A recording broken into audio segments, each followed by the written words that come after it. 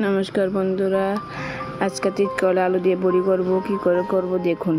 আর এদিকে কড়াইয়া বয়া দিয়েছি, কড়াইয়ে সরষে তেল দিয়ে দিছি। তেলগুলো গরম হয়ে গেছে, তেলে বিটে দিয়েছি। দুইটা পেঁয়াজ কুচি করে দিয়ে দিছি।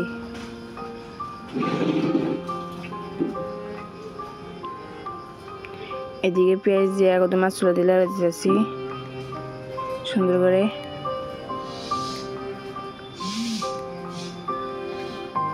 এদিকে মা তিতকলা আলুগুলো কেটে দিয়েছে, আমি সুন্দর করে ধুয়ে নিছি। পেঁয়াজটা একটু ভাজা হইব।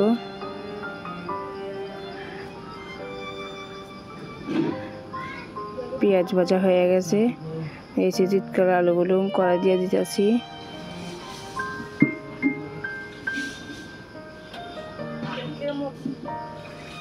দিয়ে উল্টে পাল্টে দিতেছি।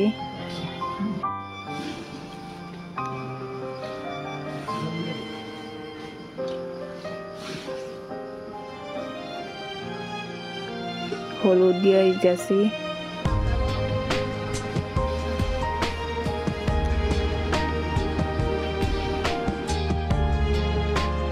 এদিকে স্বাদ মতো লবণ দিয়ে দেব।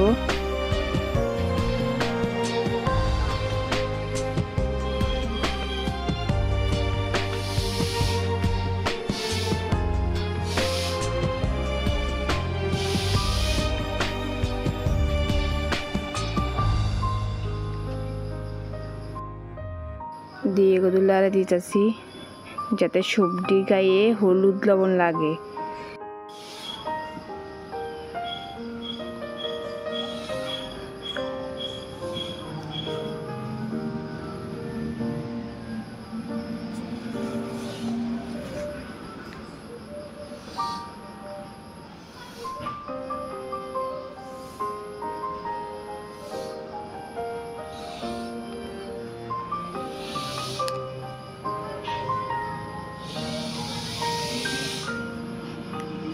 সুন্দর করে লাগিয়ে দিছি।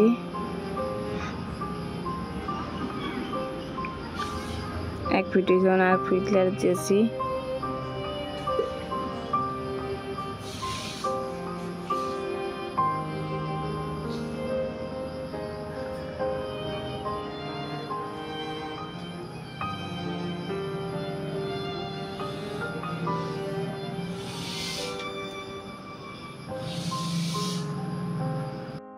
এইদিকে সয়ের বিচি ভাজা সিদ্ধ করে দিচ্ছি।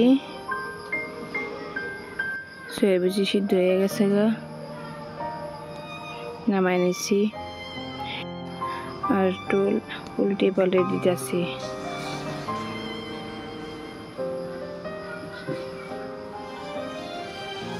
একটু একটু করে লাগতেছি, ভাজাগুলো হইতেছে। সয়ের বিচি ভাজা দিয়ে দিতেছি।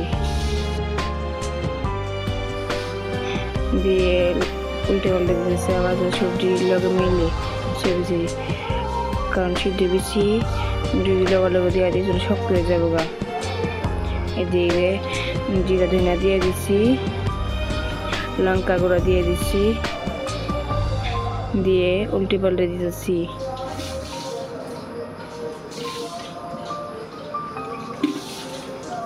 সুন্দর করে দিয়েছি যাতে সবজি গায়ে লাগে। জিরা ধনিয়া আর লঙ্কা গুঁড়া।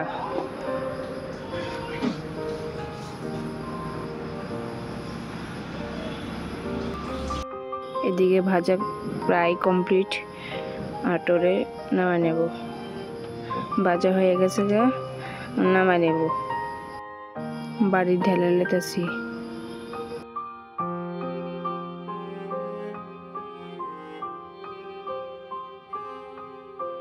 এই যে তিতকলা বড়ি নামাই নিচ্ছি। আর তিতকলা বড়িটা কেমন হয়েছে অবশ্যই কমেন্ট করে বলবেন। ভিডিওটা যদি ভালো লাগে থাকে লাইক শেয়ার সাবস্ক্রাইব করে পাশে থাকবেন।